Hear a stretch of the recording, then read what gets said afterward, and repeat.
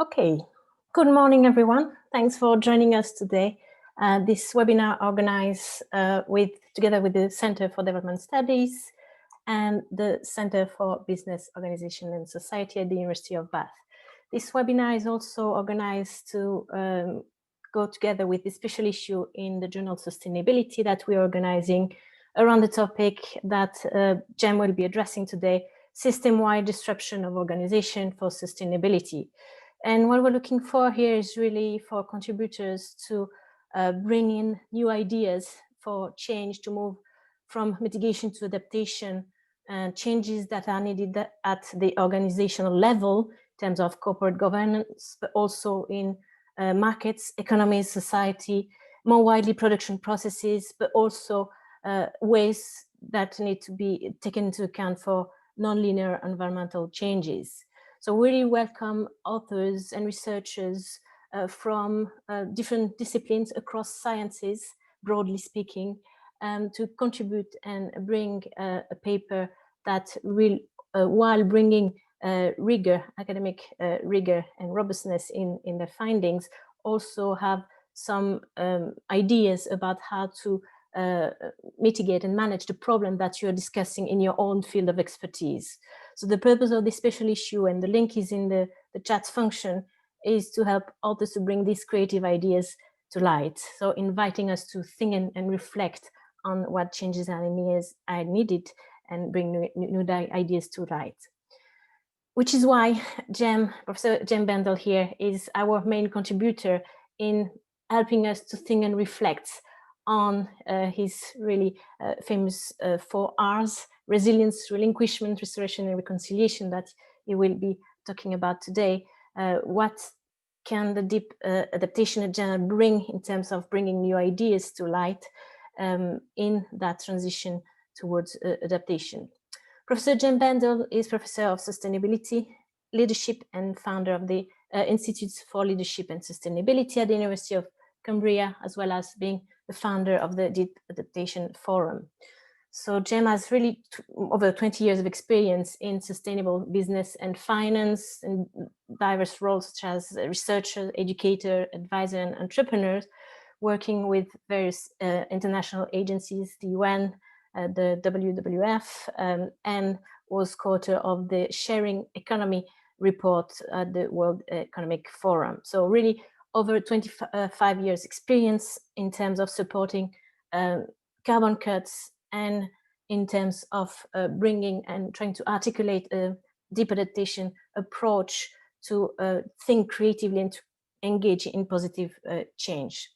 So the question here now for you, Jem, is really how can the deep adaptation approach be really developed into a broad set of integral protocols for facing social and ecological fragmentation in the near term? So that's the first question that had been put forward by Michael James. Thank you, James. We look forward to hearing from you. Yeah, thank you.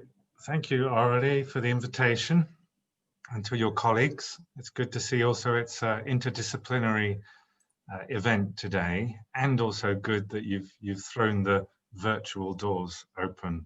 So I'm very pleased to be here. We've got an hour, and I'll probably talk for about 40 minutes, and then we'll have Q&A. I'm just going to do a screen share and start to share my slides.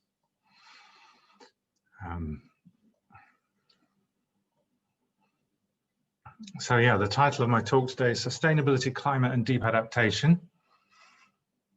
And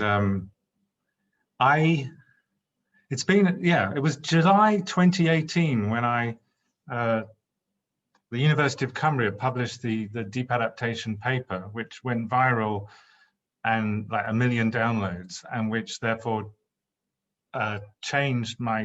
consolidated the change in my own work.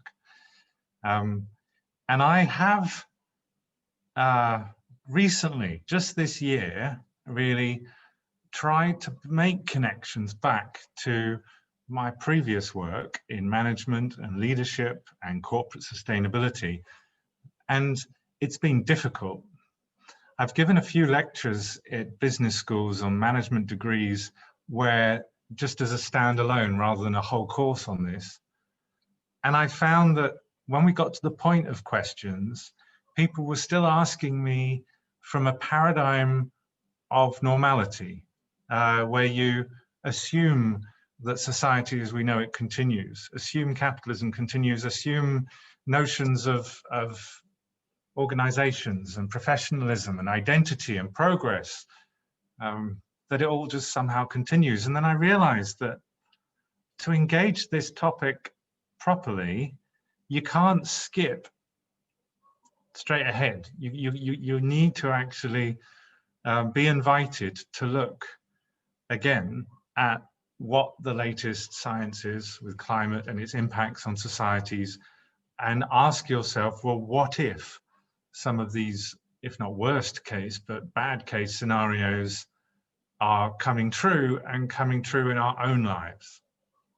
So I've realized it would maybe be more helpful for yourselves as you engage in, well, what does this mean for management? What does this mean for policy?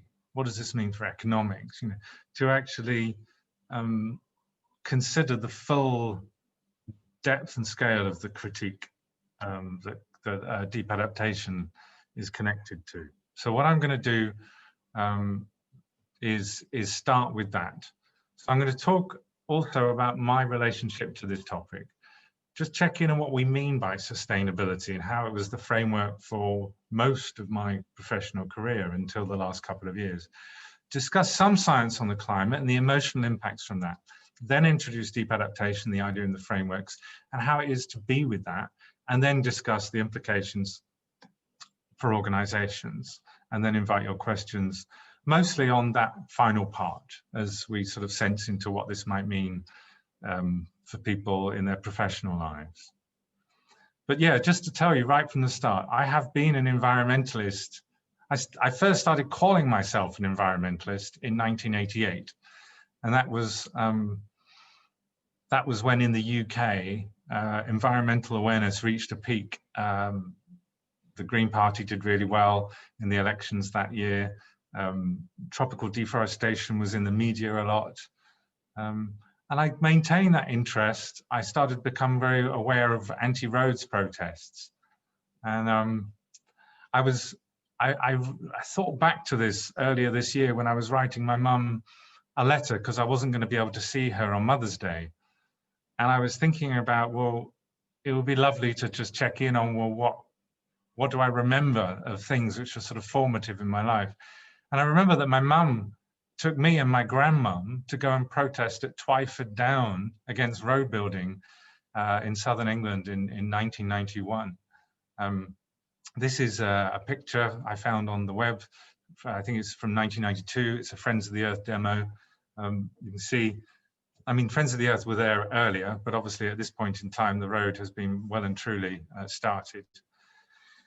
But yeah, it's important, I think, that we invite each other as scholars, scientists, to actually talk about where we're coming from, and therefore as sort of as a prelude to talking about how we feel about what we're working on. I then, after going to Cambridge and doing a geography degree, I left immediately and went to work for WWF on helping develop the Forest Stewardship Council. So I was very, very keen on market mechanisms and the opportunities for businesses and financial institutions to work together with organizations in civil society and act where governments were failing to act. So then I went off and helped create the Marine Stewardship Council to do certification for fisheries, and then wrote a book about it in 1997 called In the Company of Partners, which was celebrating the way civil society was trying to hold corporations to account and therefore leading to innovative partnerships who were beginning to promote change. So this work was, for me, very much framed in terms of sustainability, or the longer form, sustainable development. And it was really key for me that in 1992, as a very young environmentalist, that then suddenly there was this international summit talking about sustainable development. And therefore it gave me a sense that, oh, this is going to be taken seriously and I can have a career in this. So that was very important to me, that 1992 Rio Earth Summit. And it's been the framework. I'm talking about this now because it's been the framework for so many of us working in this field, including the journal that Aurelie just mentioned, because sustainability really is shorthand for sustainable development, which is this broader framework.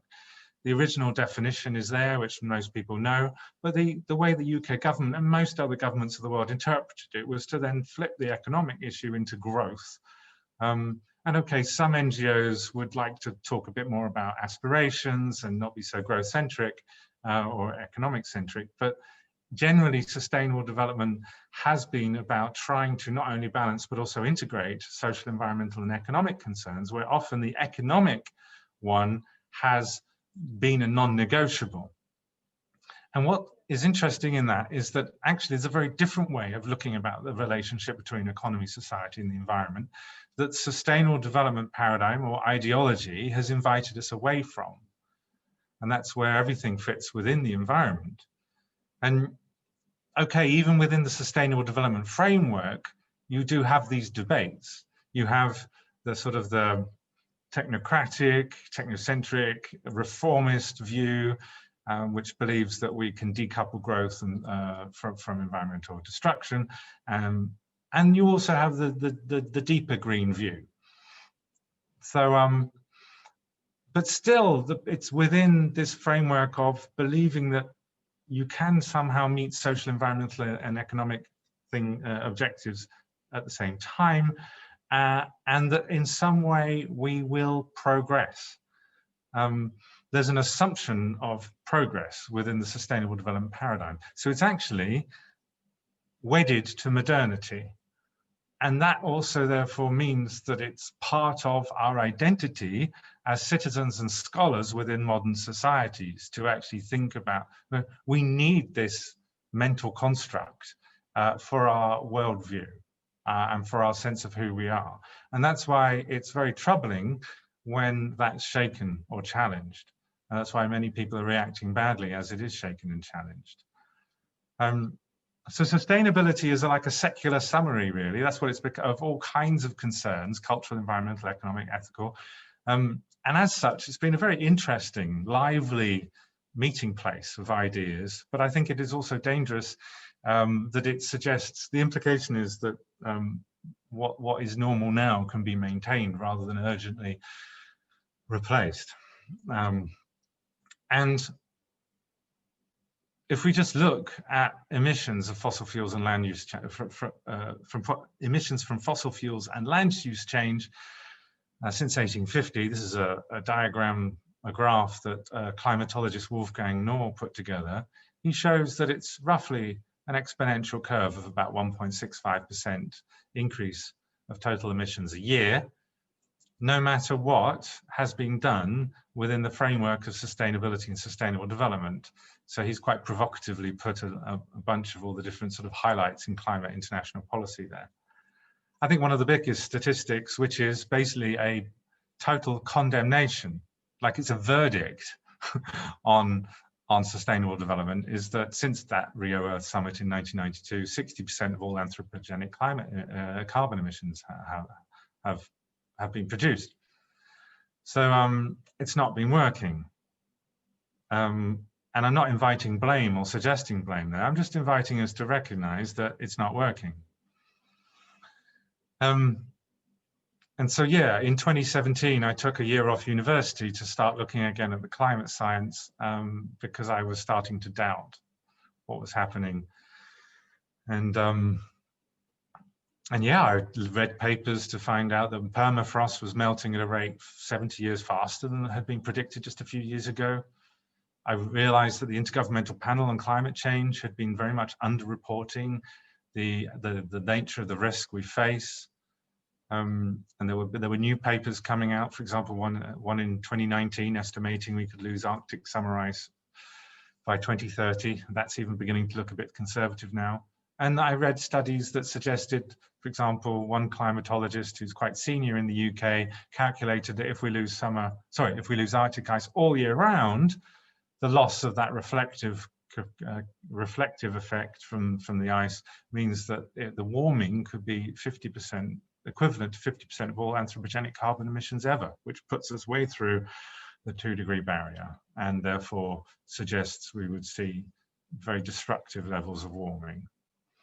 Now, of course, when people talk like this, you think, well, isn't the consensus that we do have time? And yeah, the IPCC put a report out 2 years ago saying that if we cut emissions like 7.5% a year and stripped out huge amounts of carbon from the atmosphere using technologies which don't exist yet at scale nor economically, then we would have a 50-50 chance. Now, that means we have a 50-50 chance of not staying under that broad target, which has been set in terms of to help us see what to think about the problems of how warming then leads to impacts on human society and ecosystems, but also can trigger feedback loops, self-reinforcing warming. So this is an emissions path. If you take out the so-called carbon unicorns, you get to see here what the imagined emissions reductions pathways are. And my point is that, well, I don't think the burden of proof that we can follow that blue line, for example, should be on people who are saying, no, it's not going to happen, because that's quite, well, it is a very surprising route that we would be taking if that is what's going to happen, with also incredible impacts on society if we were to.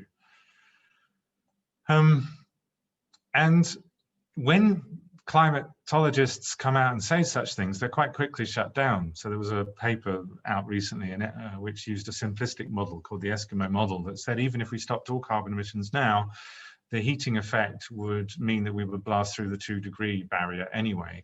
And that was criticized for being oversimplistic and therefore reckless in its presentation in the scientific journals and subsequent media. But actually, even the very latest models that are being used by the IPCC have found very similar things, such as this paper that came out a few months ago, which I just quote there, saying that, well, you know, it's a 84% chance of going through 1.5 degrees anyway, even if we just had 2019 radiative forcing. So climatologists are saying now we may have already triggered the self-reinforcing tipping points, these feedbacks. And when this is written up in the media, we see an extra ad of sort of it's watering down. So Fred Pearce, for example, covered that story from the climatologist and said the world may almost be out of time. Well, no, that's not what the climatologists said in the paper. They said we might already be out of time. 9 of the 15 self-reinforcing feedbacks might have been triggered, and it's very difficult for science to say exactly whether they have or not because of the nature of complex systems. But we may have already triggered them. So it's not that we may almost have. It's just we're now in a situation where that might be our future. So therefore, we should look at it. We should allow that possibility into our reality, into our conversations. The problem is that obviously climatologists tend to work in silos and they don't draw dots. It's often the financial world who do that. And so, for example, a big bank did this earlier this year, almost a year ago now. The year flies, doesn't it? February 2020. And here's some quotes from it, that they're saying that we cannot rule out catastrophic outcomes where human life as we know it is threatened. So this isn't like, you know, wacky people who you could just label doomist at all. And they're not, and they weren't saying in that report, like most people don't say when they conclude such things, that we should somehow give up. It's just that we need to recognize how bad things are, and it may not be in our power to stop catastrophic impacts on not only ecosystems, but on human societies. Of course, talking about it in terms of the implications for business and finance does seem a bit like we're missing the point. If humanity is now in this situation, well, then impacts on the economy are the least of our worries. But talking about the future in this way can be distracting from the impacts right now. We can start splitting hairs over different theories or different philosophies or epistemologies or ontologies, and like what can you claim and what that exists and so forth. And actually, we've got to wake up to the fact that how damaging it already is, and also how the Pentagon and the Ministry of Defense and others are already treating these as very credible scenarios where we may actually have very damaging impacts on food security, and with all the turmoil that can lead to. And Wolfgang Knorr again, who did that graph earlier, he's saying that we really need to start focusing on what could happen tomorrow or next year. We must better understand and appreciate and acknowledge the vulnerability of modern societies and address this vulnerability at its core. It's an invitation to actually look very deeply at the cultures, the systems of knowledge, systems of economics, systems of politics, systems of the identity of self that have meant we've got ourselves, modern humans, into this total mess. And it's coming from all over the place. I know because some people like to pick apart one person and one paper, but it's more and more scientists are saying that we face global systemic collapse and we need to take it seriously. And they're calling for interdisciplinary work in order to better understand that risk, and saying that too many of us are just working in silos. When I produced the Deep Adaptation paper, I didn't know that there was a whole field of what some French scholars had already started calling collapsology. And they include a whole range of other stressors other than just climate. So reaching the limits of non-renewable resources, loss of biodiversity, soil and groundwater depletion, and of course, all of our increasing reliance on a fragile global financial system. For example, if the banks, if the banking system stopped working, who would keep paying the Zoom bill for us to be meeting here right now, or the electricity bill that I'm using here, or that you're using where you are? We are very reliant on complex and fragile financial systems now for our core infrastructures. And of course, those of us who are curious about this know that the UN itself has confirmed that biodiversity loss, habitat destruction, and climate change have made zoonotic diseases more likely, and therefore COVID-19 was made more likely by environmental degradation, including climate change. And it's having, the pandemic is having a devastating impact already on many people's lives and many economies. And so this is something which we need to understand, that there's aspects of the climate chaos that's very much happening everywhere right now. And of course, the shadow over all of this is the fear of what may be happening in the Arctic, with not just the methane on land, but the methane that's in frozen methane deposits on the Arctic sea floor, where geologists have concluded that the last mass extinction of 96% or so of life going extinct on planet Earth was triggered by a massive methane release in the Arctic, and also potentially in the Antarctic area too. Now, when I looked at this, the science I thought was inconclusive.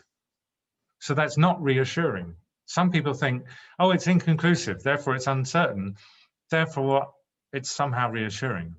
Well, I think that such a cataclysm as this means that the uncertainty is not reassuring.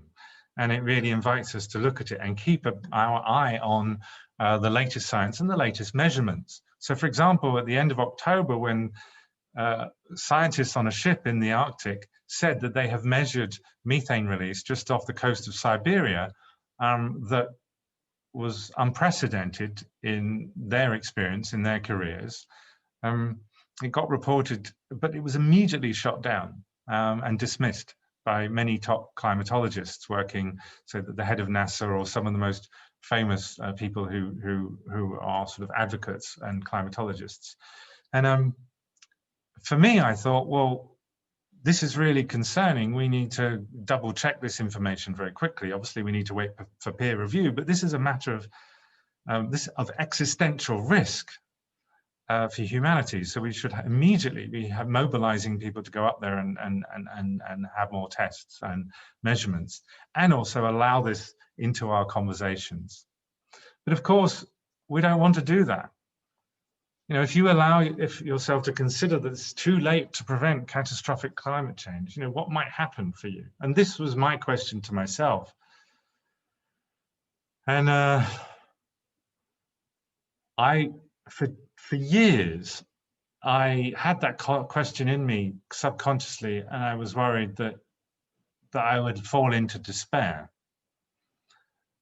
and I wouldn't know what to do with myself. As I said, I've been an environmentalist since 1988. So much of my identity and sense of purpose, my professional identity too, is bound up with sustainability and sustainable development paradigm. So I thought, well, I don't know, what's going to happen? Am I just going to like give everything up and go wild?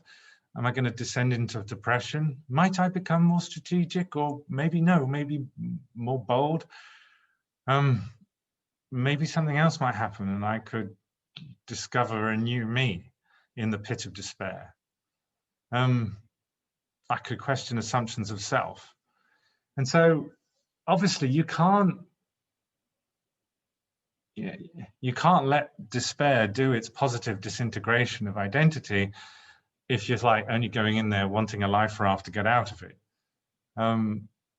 We'll only find that by allowing our despair. And the problem with academia and the problem with sustainability is we're also into our heads. We want to immediately fix and find a way out, and so much of that intellectual power can be focused on, well, what's the hole in that argument? But it's all defense from actually the full emotion of this information. So for me, turning to some spiritual teachers has been very important, where they actually talk about the via negativa, the despair being a process of forced letting go, and then life can begin again. You can discover the other realities of self and world through the despair.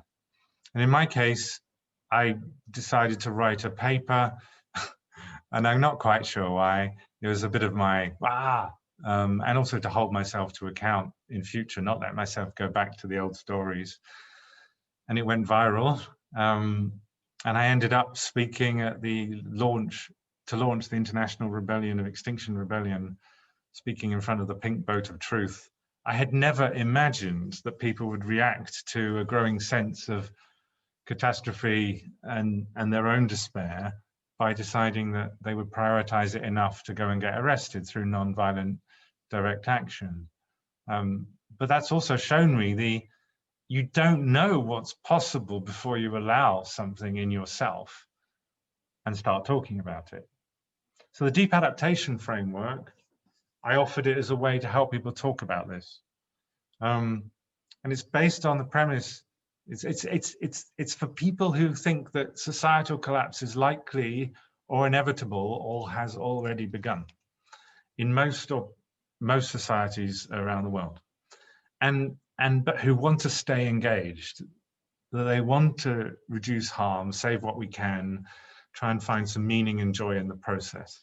So we talk about it in the Deep Adaptation Forum as embodying and enabling loving responses to this predicament. And yeah, I posed 4 questions, which were deliberately not about what can we create that's new. I wanted a framework which wasn't based on the ideology of progress, was a framework which was actually post-sustainability. And so it asks 4 questions. What's it that we most value, that we want to keep? What is it that we should let go of? Otherwise, we'll make matters worse. What can we bring back to help? Things that we've lost, because of the modern hydrocarbon civilization. And also recognizing that this may no longer be in humanity's control.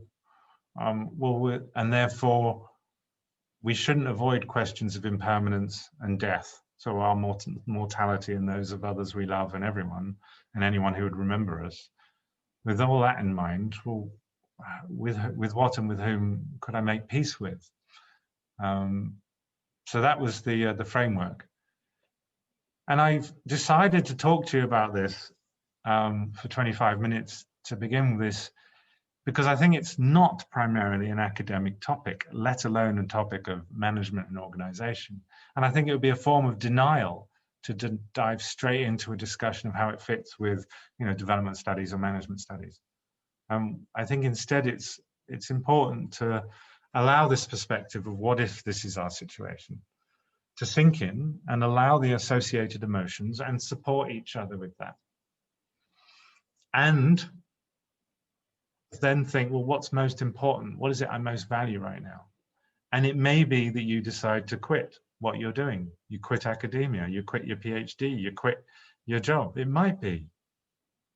And that comes first, that depth of reflection. And only then perhaps asking, well, or as part of that depth of reflection, what could I do? What could I work on? Who with?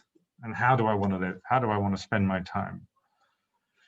And for me, working in this now, for the last couple of years, we've found out that facilitation of group processes is really important to help that reflection, help people process their emotions and find a place of sort of empowered surrender. So not just surrender in terms of giving up, but surrender to not knowing, surrender to knowing that you can have difficult emotions for the rest of your life. Surrender to the idea you're not definitely going to have an impact as you thought you might, but empowered surrender. Like, what is it you stand for now? What is your truth? So if you're interested in that, go to iflas.info. There's a paper that we just produced last week on facilitation for deep adaptation. Obviously, some of you will, if this is new to you or even not, this will be troubling, and so it should be troubling. So before I dive into organizational implications, just want to say that I'm going to put, when I finish talking, I'm going to paste in these links. So Climate Psychology Alliance offer therapeutic support for free, and the Deep Adaptation Forum is effectively a bit of a crash mat for people who discover how bad things are, who actually do have their own anticipation of collapse in whatever way they understand it. And then they go there and they find other people who then support them and help them process that and find a new way of being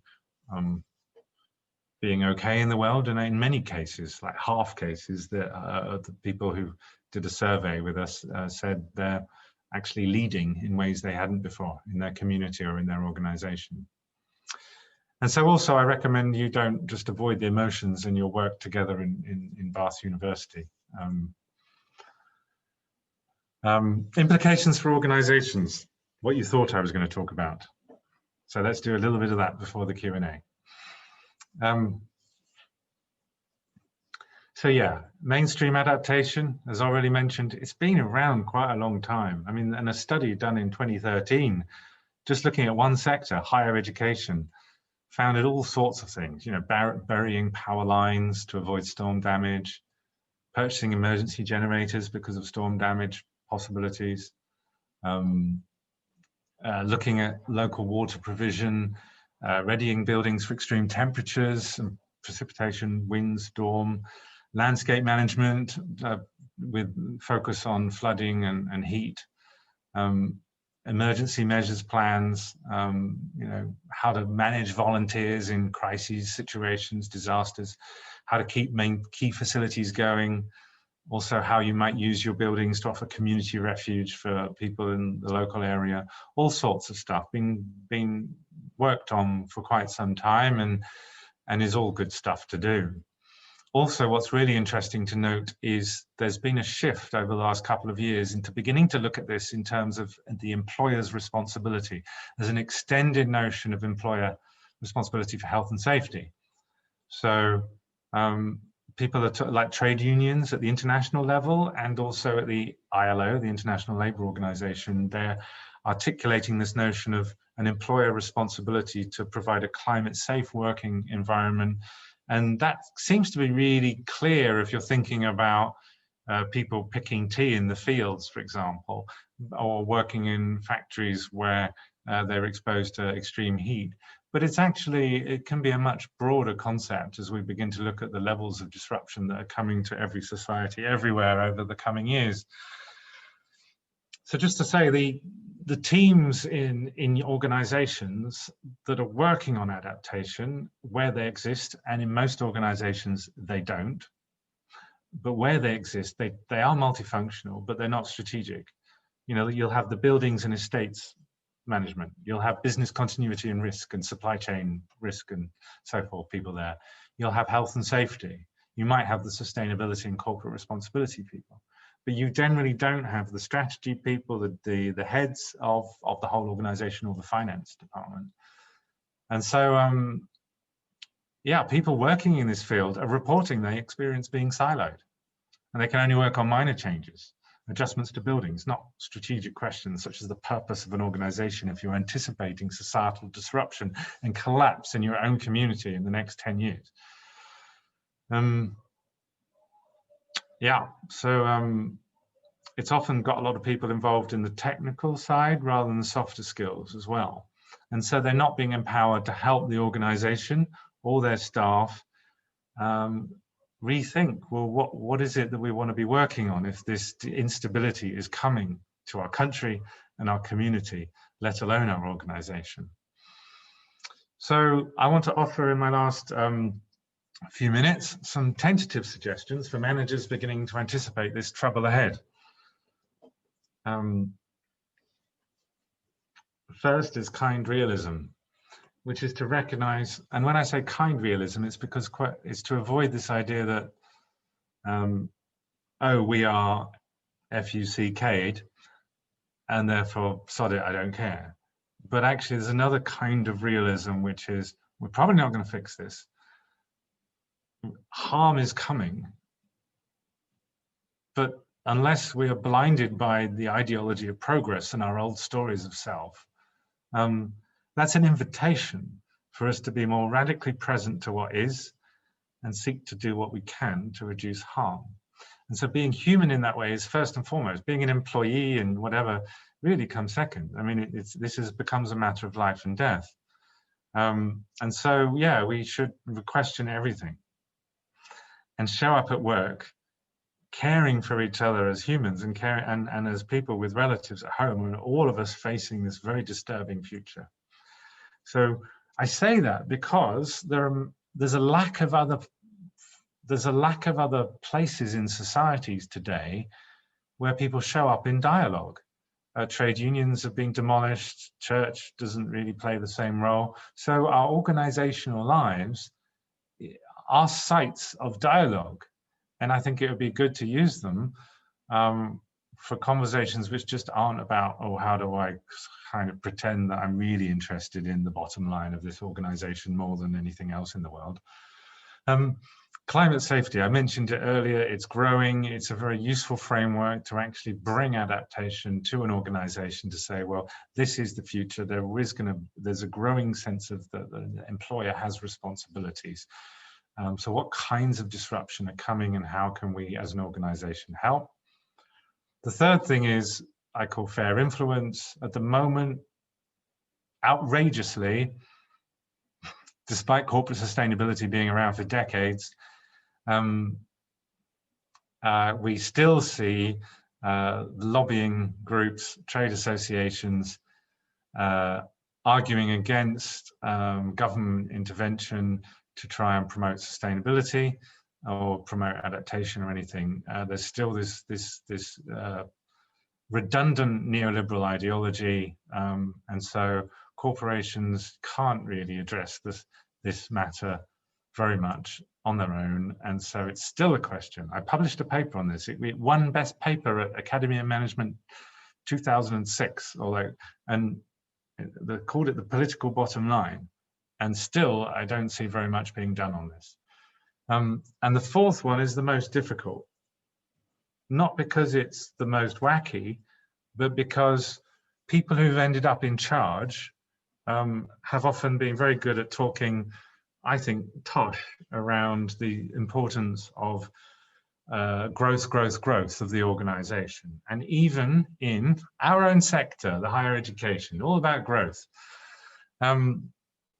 And if I hear any corporate leader or even vice chancellor talking about growth, I know they're redundant, they're anachronistic. They do not understand what's happening in the world right now.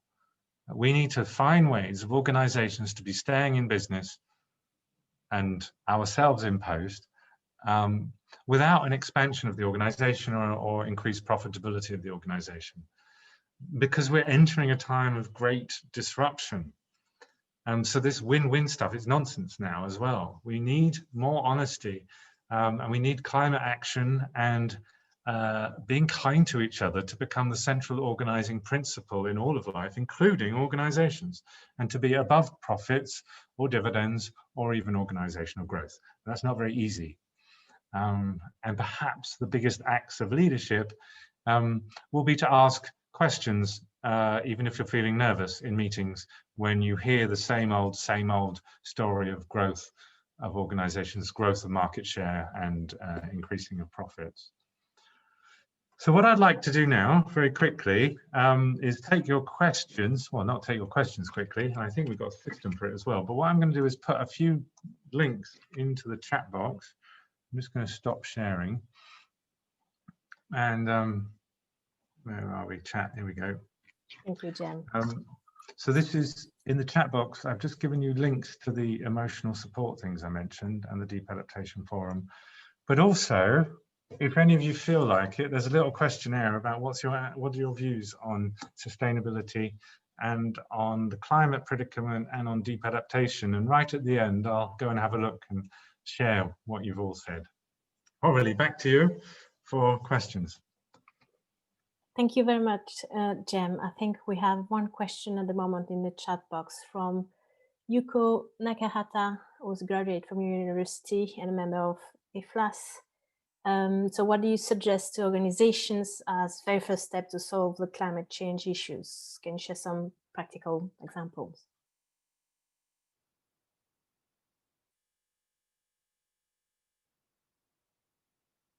But maybe. What do you suggest to organizations as very first? When did this question come in? Just recently? Yeah. But halfway through your talk. Okay. Yuko, thank you for the question. I would backtrack a bit and invite you to reflect on how you feel about the situation with climate change, and how, if what I've talked about is a credible or plausible outlook for you, credible to you, then what might that mean, and where can you go to have conversation, dialogue about what it might mean for you in an organization, but also in your own life. So organizations, I mean, let's put that under erasure. How on earth do we compare, say, Bath University with a small business in India, doing tailoring? It's a nonsense. And so the idea that we can come up with generalizable advice on that, and also you say climate change issues. Well, which ones? There's emissions, there's drawdown, natural and artificial, and there's adaptation. If you think we can maintain industrial consumer society but then there's also deep adaptation, which says no, we're not going to. We need, or at least we need to be looking at if we might not, and then what do we do? So it's that deep adaptation approach invites as much inner work as outer work to begin with. It's how do we allow this into our world and learn how to be with very difficult emotions. And what happens is if we immediately go into, well, I want to know how to fix this. I want to know how to, what we were doing is, I want to know how to get out of this bad emotion. And if that's driving us, then times that by billions of people, and then we've got a horror show on planet Earth. We need to learn to be okay with feeling shit about this, when there's no escape from feeling shit about this. And let's also therefore try and help each other be okay with that and find useful things to do. So it starts at that level. So I think on principle, I won't answer your question about what should organizations do on climate change issues. It's too generic, and it's also, I think, displacing the focus on the self and the inner world, which is where I've invited us to start at. That's why I chose to do the talk the way I have. Thank you. And we have a question from Paul Bodenham on resilience. Okay. Shall I read it out? Resilience is now commonplace as an objective of public policy. The government seems to be using resilience to shore up the kind of assumptions of purpose which Jem says are no longer sustainable, and even as an implicit blocking strategy to deep adaptation. So how does resilience and the deep adaptation critique the prevailing public sector definition of resilience? Okay. All right, I'll come to the second bit of your question, Paul. So yeah, resilience is one of those words which is already out there a lot. So relinquishment, when I chose it, isn't a word that sort of is out there a lot with a whole bunch of ideas around it. Restoration, I suppose so, if you're a religious historian, which probably, Paul, you know a bit about. Reconciliation is also an idea with quite a bit out in terms of, it's a concept in spirituality, in certain religions particularly. And also, of course, it's out there in terms of peace making. So resilience is out there already in the sustainability world, and in a way which, yes, you're right, could be a bit misleading. I'm not talking about trying to help current systems sustain themselves. The question is, what is it we most value that we want to keep? And some people are implicitly answering that question without realizing it. They are answering it as, I want to keep food for myself, my family, and my neighbors. And that is more important than anything else or anyone else anywhere. And they treat that as common sense, and they're being invited to as well by mass media and so forth. I'm inviting with that question people to ask that, well, are you sure? Are you sure that's what you most want to keep? Imagine if everyone else in the country, everyone else in the continent is also deciding that that's what they most value over and above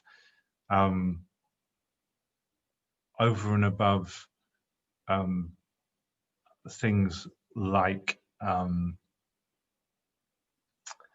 yeah, kindness, solidarity, compassion. We're going to have a lot of difficult times ahead, lots of us, and we're going to be asking those really difficult questions. At the moment, as you probably know, Paul, humanity has been answering those questions really badly. You know, millions of people died in the global south from preventable diseases. Just happened, and so many of us have pensions which are in pharmaceutical companies generally.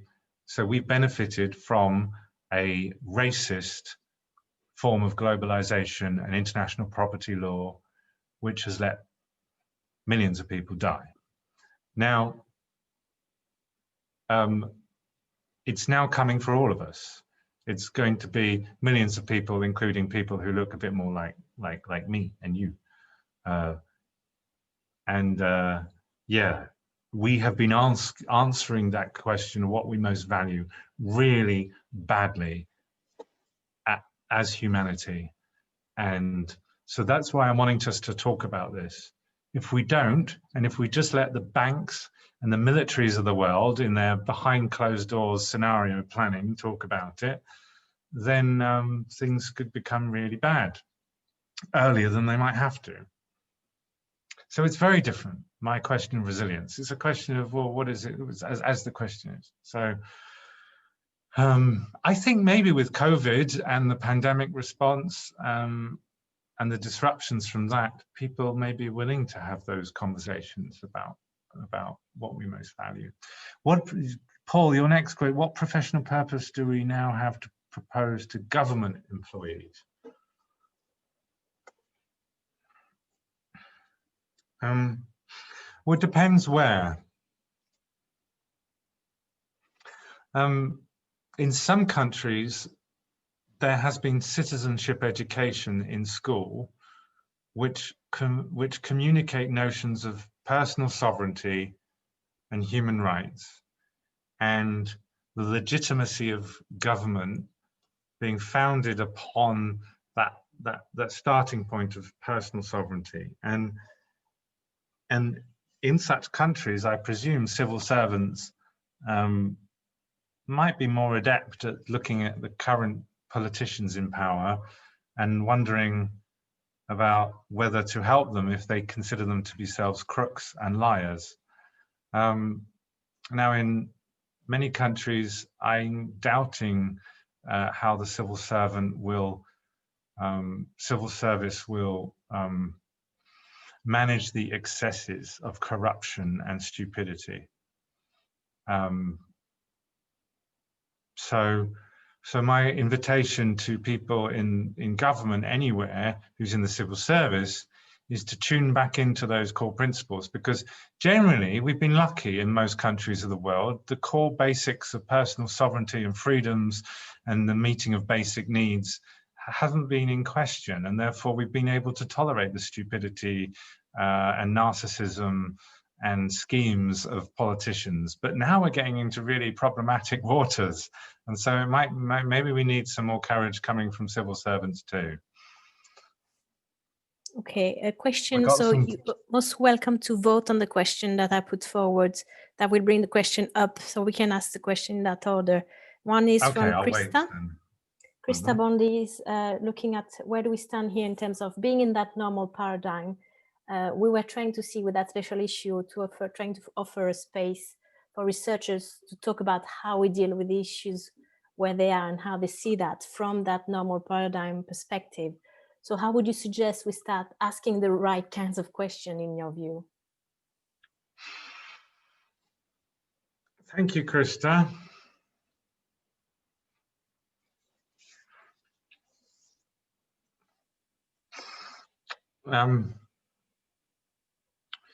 Yeah, it's a really, really important issue, which is that I also want to invite people to move to the how and the what. And I'm finding it very difficult. There are people in the deep adaptation field who are having those conversations. And quite a lot of their work is focused on the inner stuff rather than on how to lead change in organizations or communities, let alone thinking about macroeconomics or big political projects. That's probably understandable. There needs to be some of that inner work first. For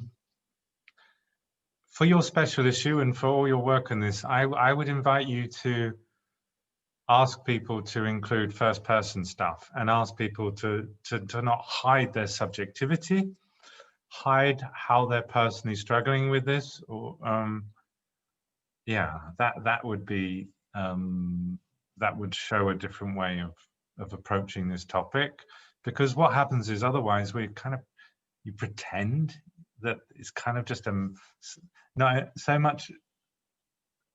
The problem is we could end up pretending that this is a technical exercise, and then that's sort of somehow lying to the reader that there's no emotion and there's no pain in this process. So that would say that. Also, I would invite people also to be clear on their subjectivities in order to not overgeneralize. So, for example, my response to the first question was that I'm not going to offer what should be done by organizations everywhere on all climate issues. So there's that invitation to humility and curiosity. And I think if you could invite people in your special issue to better refine questions, like how could we be asking important questions of each other rather than just sort of coming up with new proposals of what needs to be done. It's very early days, and so it's amazing that you're all working on this. Brilliant, thank you. And you can answer your own questions. I'll come back in a year and you can, if we still got Zoom, and you can tell me what you come up with. Thank you, Jem. A question from Peter Harper, who wants to know about your view on the deep prevention movement, that is kind of equal and opposite school. And so if some people do think that that can still be made a reality, and they are bound to criticize many of your stances, what's your view on that? Mm-hmm.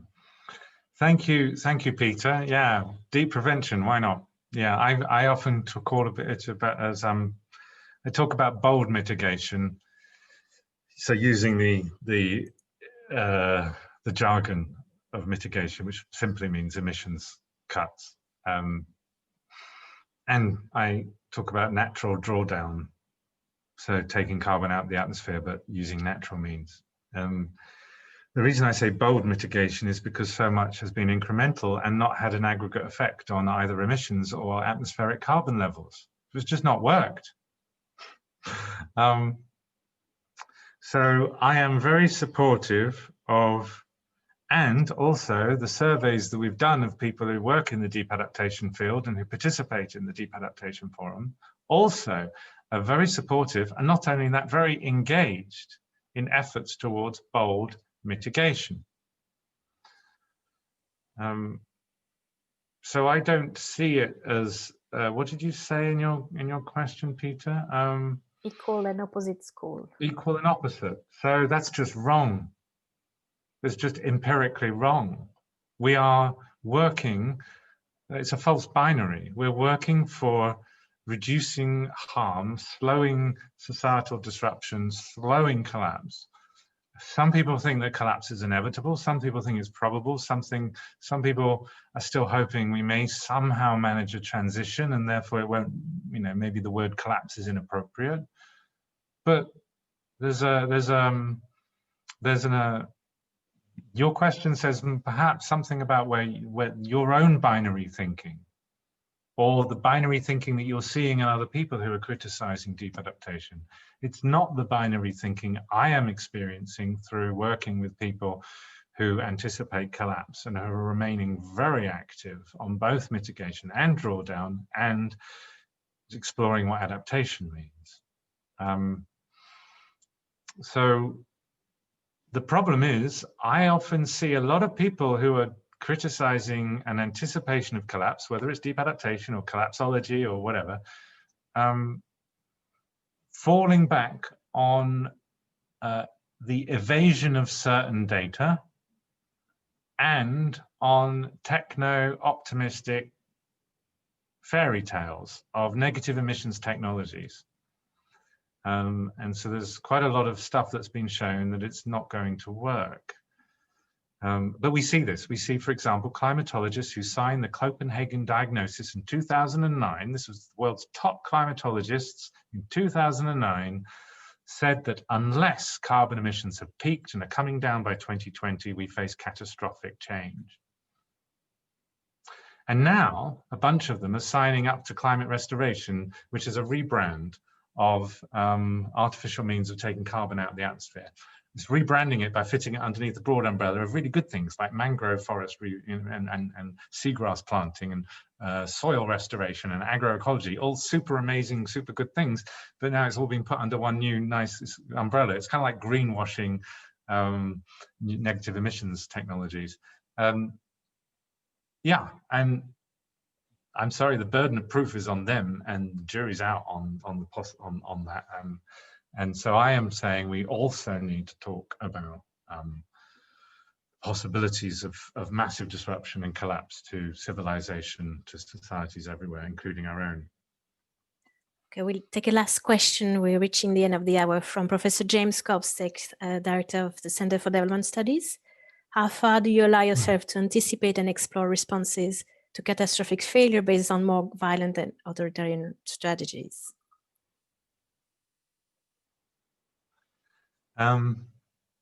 Yeah, so thank you. I haven't myself created time to think about what could be done by an authoritarian state or coalition of states or Five Eyes working as deep state. I haven't given myself time to for myself or to sit down with others and talk about that. So if we could imagine a benevolent authoritarian to decide how to best manage this crisis, this predicament, I haven't. And I also realized there is fear amongst many that we will see the rise of authoritarianism and even fascism justified on the back of an increasing awareness of just how bad our climate predicament now is. And we're also beginning to see some conspiracy theories rising around the COVID pandemic, and that maybe this is just a precursor for eco-fascist methods of control. It's interesting, it's a bit scary. We do know that the militaries of many countries have been looking at what does it mean that it's a plausible scenario. If everything continues as it is now, that catastrophic climate change is what will happen. So I wonder where they're going with that. I'm not involved in their conversations. What I'm arguing for is that we just don't leave it to them to have the conversations. I'm saying let's have, you know, people with other mandates and other values, like, you know, let's have broad civil society, multi-stakeholder dialogue about if collapse is coming, what do we do about it? Yeah, so I haven't gone there myself. It may be worthwhile, because then in order to guess at what might be coming from people who do have power, who are coming at it from a militaristic mindset. You know, for example, you know, pick any country of the world. They, you know, if the militaries have got together and got a plan that they think is good for humanity or just their own country, what might it involve? So I think it's something which people should look at. It'd be interesting and weird to do so. Okay, I think we'll close it here for a Q&A. Thank you very much, Jem, for this deep thinking that you're triggering, I think, in all of us. Okay. We'll leave the Q&A open if you want to keep the conversation going, as a way to think that maybe you might be having more question and want to. Yeah, could I, Aurelie, sorry to interrupt. Can I just say, I know this is super tough stuff, and some of you may understandably feeling a bit like, whoa. And so I don't know if any one of you has a Zoom account and is willing to hold space on this topic, then it's possible you can just pop it in the question box now, yeah, a Zoom link, and just say if you're going to be there for an hour. I recommend you just listen to each other, not so much views on what should be done, but just share how you're feeling. You know, after that, I feel da-da-da-da-da. Just share, because I think it's tough stuff. And if I was giving a talk like this with people on my course, then that's exactly what we do. We go into a sharing of emotions before then moving into now using our thinking caps, like, you know, how does this relate to my theories, my research, my practice, my profession. So yeah, I will, if anyone is willing to do that, then before we go, let's do it. Also, the other one thing I wanted to do is I want to just go to that link I put in to see how people have answered the questions. Let's just see what people have said. Is that okay already? Can I just take a couple more minutes? Of course, yeah. It's your space. I'm just going to click on responses and see. Oh, no one did it. Okay, according to this, no one did this. That's all right, fine. All right, not to worry. Has anyone done the... Yeah, if we leave that link open, I think people can go and answer that. Okay, good. Yeah. Do we have anyone? No one is offering to host a Zoom on the... Hello, Andrew Crane. Good to see. Good to see. I'm just looking at the feedback here. Been a while. Okay. Yeah, just repost the link to the Google Doc. I was going to say, was that the Google link? Someone's done it. That's fine. Yeah, that's just your views on sustainability, climate crisis, and deep adaptation, and where you're at.